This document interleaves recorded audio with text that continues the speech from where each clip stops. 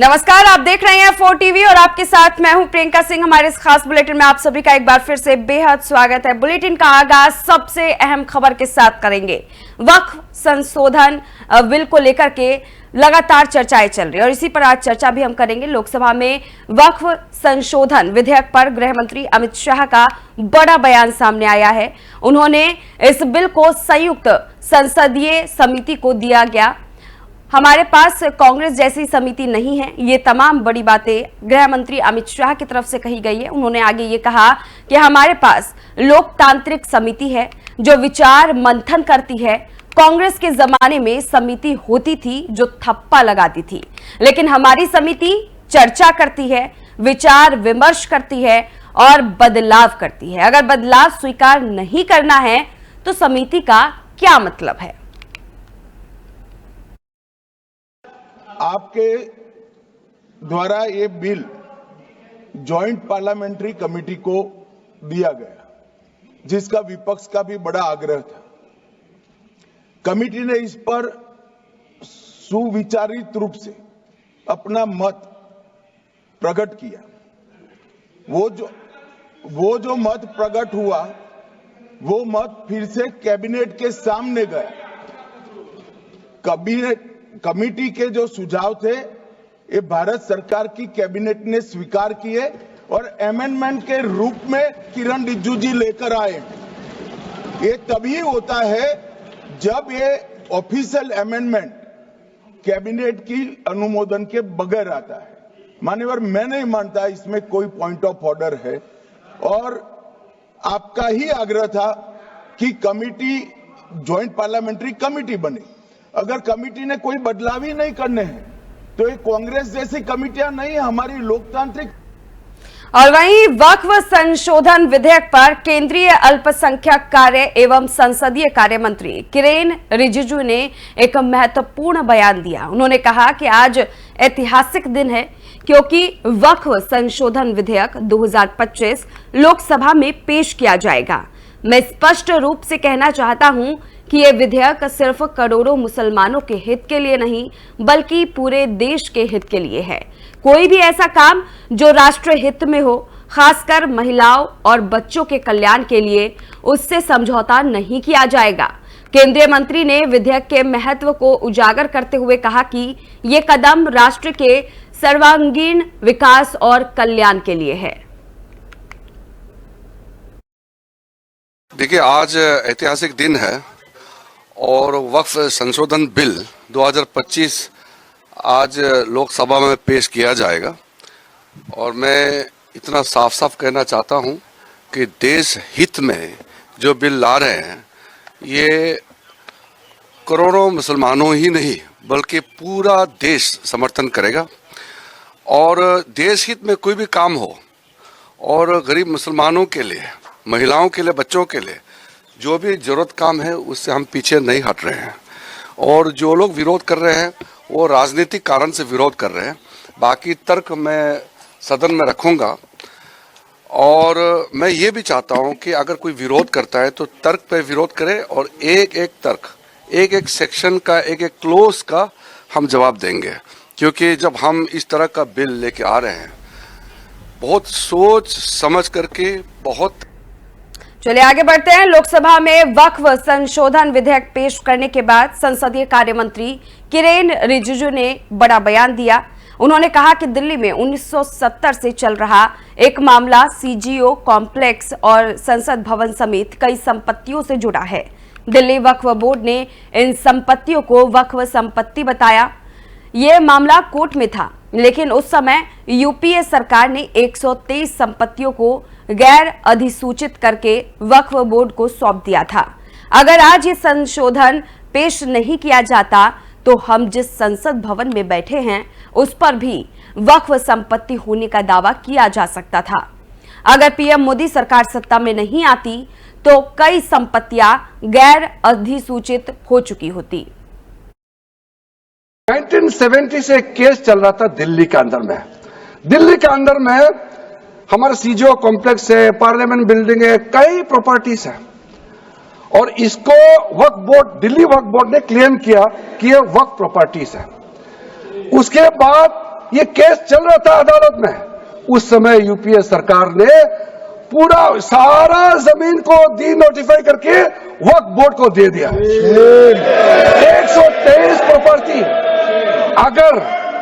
अगर आज हम ये संशोधन लेके नहीं आते तो जिस सदन में हम बैठे हैं, ये पार्लियामेंट बिल्डिंग, इसको भी क्लेम किया जा रहा था।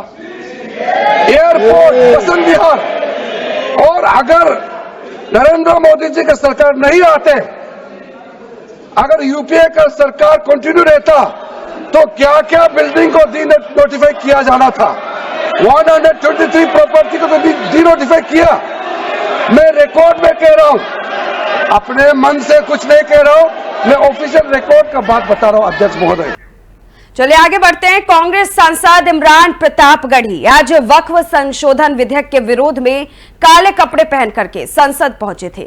ये विधेयक आज लोकसभा में पेश किया गया और इमरान प्रतापगढ़ी ने इस विधेयक के खिलाफ अपना विरोध व्यक्त किया।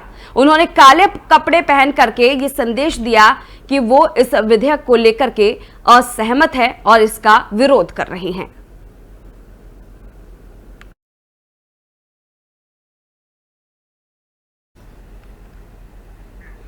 और वहीं दूसरी ओर दिल्ली में कई महिलाओं ने लोकसभा में पेश किए जाने वाले वक्फ संशोधन विधेयक का समर्थन किया। महिलाओं का मानना है कि ये विधेयक समाज में समानता लाने और महिलाओं और बच्चों के कल्याण के लिए महत्वपूर्ण कदम है। उन्होंने कहा कि इस विधेयक के माध्यम से महिलाओं को अधिकार मिलेंगे और समाज में बदलाव आएगा।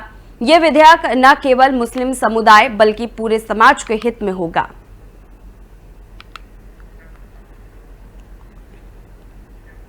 और चलिए इसी बीच एक बड़ी खबर सामने आ रही है। लालू प्रसाद यादव की अचानक ही तबीयत बिगड़ी। बड़ी जानकारी हम आपके साथ साझा कर रहे हैं। लालू प्रसाद यादव की तबीयत बिगड़ी है। डॉक्टरों ने दिल्ली जाने की उन्हें सलाह दी है।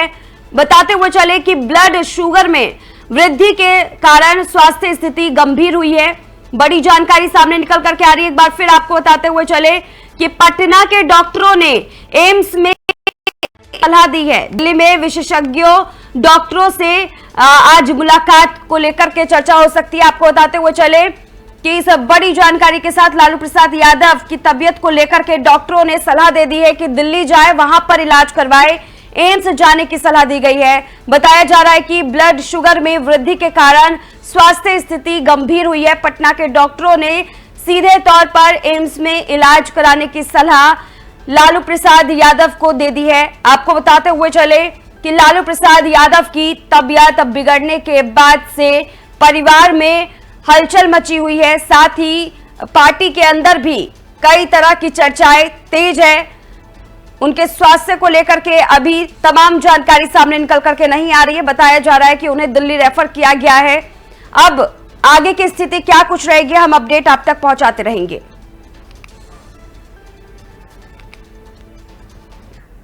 और वहीं रायबरेली में समाजवादी पार्टी के सांसद रामजी लाल सुमन का विरोध प्रदर्शन हुआ। करणी सेना के सदस्यों ने सड़कों पर उतर करके विरोध दर्ज किया और सांसद के खिलाफ नारेबाजी की। यह घटना शहर कोतवाली क्षेत्र के डिगरी चौराहे की है, जहां बड़ी संख्या में लोगों ने एकजुट होकर सांसद के खिलाफ प्रदर्शन किया। प्रदर्शनकारियों का आरोप था कि सांसद द्वारा कुछ फैसलों या कार्यों में जनहित की अनदेखी की जा रही है। विरोध के दौरान स्थिति तनावपूर्ण हो गई, लेकिन पुलिस ने मौके पर पहुंचकर स्थिति को नियंत्रण में किया।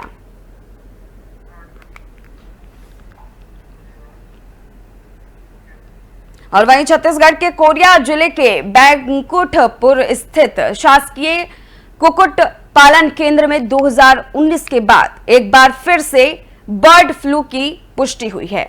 इस गंभीर स्थिति को देखते हुए कलेक्टर चंदन त्रिपाठी की अध्यक्षता में देर रात आपातकालीन बैठक आयोजित की गई और तत्काल टीम गठित कर कुक्कुट पालन केंद्र पर भेजी गई। यहां पशु चिकित्सकों की निगरानी में कीट और मास्क का इस्तेमाल करते हुए कई दर्जन श्रमिक नष्टीकरण कार्य में जुट गए। मिली जानकारी के मुताबिक कुक्कुट पालन केंद्र में 19,095 अंडे हैं और बताया जा रहा है कि उसमें से करीब 9,998 बच्चे हैं 2487 एडल्ट मुर्गियां और 2448 बटेर को रात भर में नष्ट किया जाना है। साथ ही कलेक्टर चंदन त्रिपाठी ने कहा कि 1 किलोमीटर के दायरे में पोल्ट्री शॉप से मुर्गी और अंडे की खरीद बिक्री पर प्रतिबंध लगा है। कोरिया कलेक्टर ने बैकुंठपुर शहर के लोगों से अपील की है कि वे चिकन और अंडे ना खरीदें। इसके साथ ही जिले के अन्य स्थानों पर भी बर्ड फ्लू के मामले सामने आ रहे हैं, जिसकी जांच की जा रही है।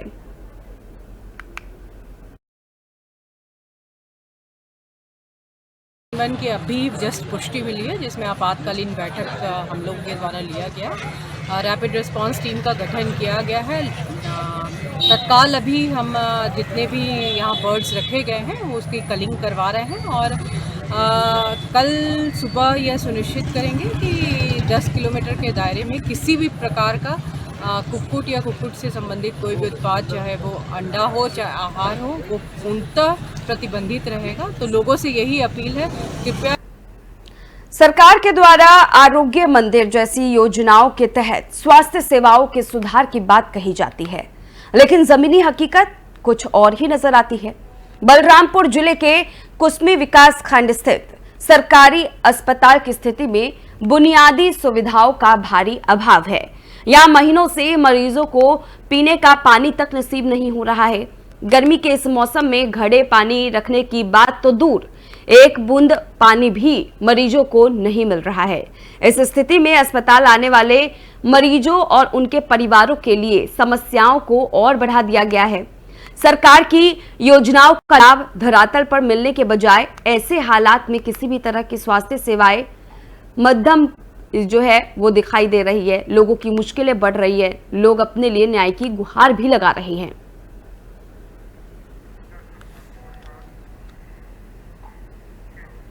और वहीं बलरामपुर जिले के रामनुजगंज वन परिक्षेत्र के फुलवार गांव में एक दंतैल हाथी के आतंक ने पति पत्नी की जिंदगी को खतरे में डाल दिया।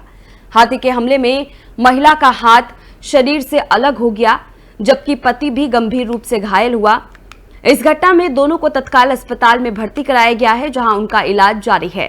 यह घटना गांव में घातक हाथी के आतंक को उजागर करती है, जो अक्सर ग्रामीणों के लिए खतरा बन जाता है।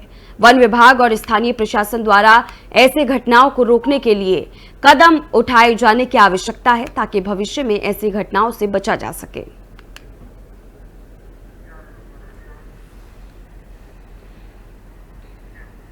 और वहीं जसपुर जिले के पुलिस ने अवैध मादक पदार्थ गांजा तस्करों के लेकर के एक बड़ी कार्रवाई को अंजाम दिया है। तस्करी के मामले में फरार आरोपी को गिरफ्तार कर लिया गया है। ये तस्करी मारुति वाहन में की जा रही थी। पुलिस ने वाहन चेकिंग के दौरान संदिग्ध गतिविधि देख करके आरोपी के वाहन का पीछा किया और लैलूंगा में घेराबंदी कर आरोपी को पकड़ लिया। वाहन से एक मोबाइल और 4 किलो अवैध गांजा भी बरामद किया गया है। पुलिस द्वारा की गई छापेमारी में गांजे की कीमत लगभग 40,000 रुपए बताई जा रही है। आरोपी वाहन चालक को गिरफ्तार कर न्यायिक रिमांड पर जेल भेज दिया गया है। पुलिस ने अवैध तस्करी के खिलाफ अपनी कार्रवाई तेज कर दी है।